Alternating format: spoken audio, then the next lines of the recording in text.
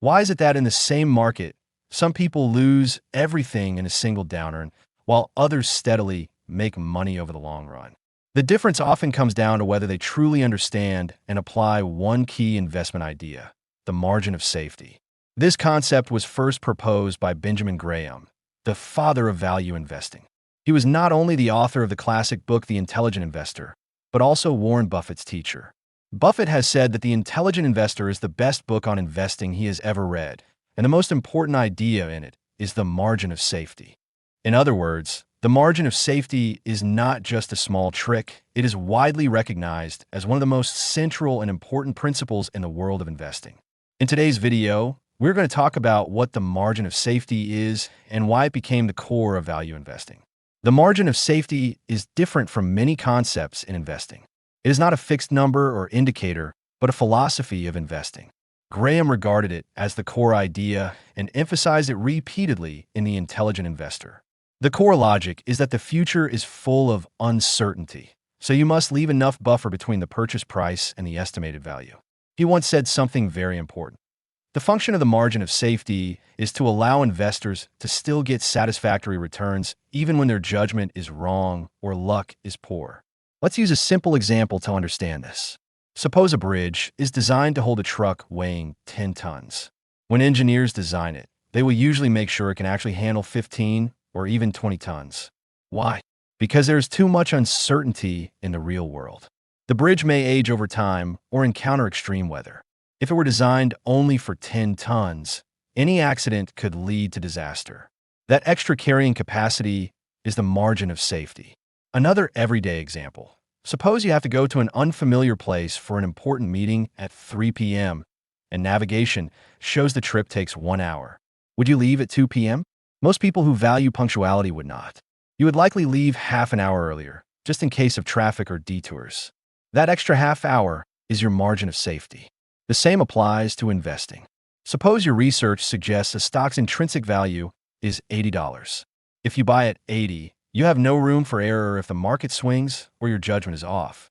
But if you can buy at $50 or $60, even if the stock falls or earnings disappoint, you still have space to absorb the impact without instantly losing money.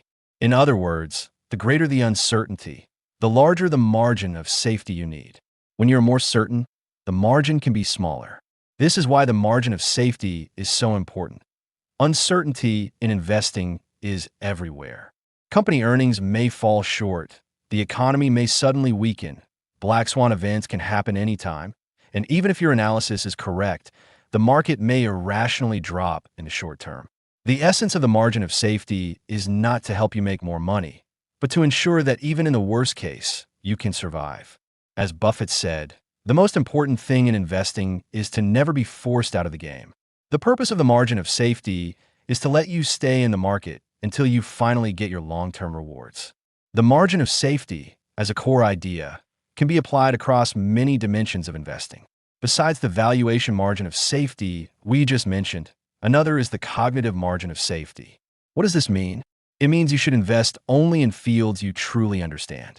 For example, if you are very familiar with the tech industry, you understand the competition and profit models of semiconductor companies, then your chance of making mistakes in tech stocks will be much lower. On the other hand, take Bitcoin. Many people can't explain why it is valuable or how it works. They just see others making money and jump in, even using leverage and going all in. What happens then? During Bitcoin's sharp volatility, they usually buy at the top, then crash when it falls, ending up bankrupt overnight. Why? Because they put everything into a field they didn't understand, leaving no margin of safety. Losing everything became almost inevitable.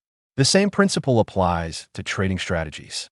In a bull market, most of the time the trend is upward. A strategy with a margin of safety would be to follow the trend. Go long more often, short less, or not short at all. In the options market, if the overall trend is up, selling put options is usually safer than selling call options because the odds are in your favor. This is how you add an extra buffer by choosing strategies. To summarize, the margin of safety runs through all aspects of investing: purchase price, circle of competence, strategies, even asset allocation. This is why Graham and Buffett regard it as one of the most important principles in investing. For long-term investors, the margin of safety is also a mindset. It helps you stay calm during market swings, instead of staring at screens all day, losing sleep and appetite. Investing is meant to serve your life, not the other way around. A truly good investment lets you hold it with peace of mind, eat well, and sleep well. The margin of safety is the key that makes this possible. So, the next time you face the market, don't rush to chase or panic sell. Ask yourself first, have I left myself enough margin of safety? That might be the true dividing line between whether you can stay in the game for the long run. If you found today's content insightful, please like, comment, and subscribe.